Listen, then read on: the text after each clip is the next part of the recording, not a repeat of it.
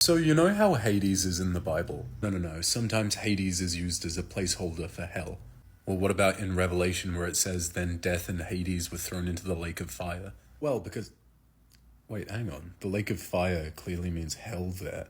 So that doesn't make any sense. And they've already established that death is a living entity.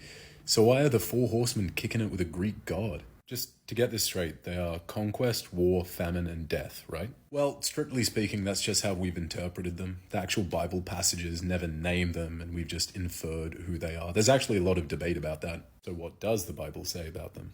Well, the first writer says that they arrived on a white horse with a voice like thunder, and they were wearing a crown, and they set about conquering. That sounds like Zeus. Well, anyway, the second rider rode on a red horse, had a big old sword, and was granted to take peace from the earth and make men slay each other. So, Ares. I don't know. Horseman number 3 arrives on a black horse and is kind of just weighing out grains and saying how they cost more than usual, with the god of inflation.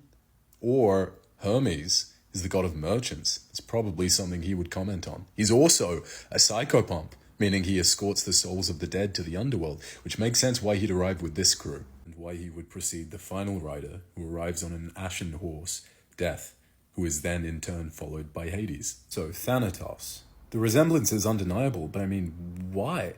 Several Greek gods are even mentioned by name in the Bible, but to what end? Well, you remember my theory that Loki actually offed all the other Norse gods and rewrote history to pretend that he was the one and only god, but couldn't off Baldur because if he did, that would set off Ragnarok. I think I was wrong.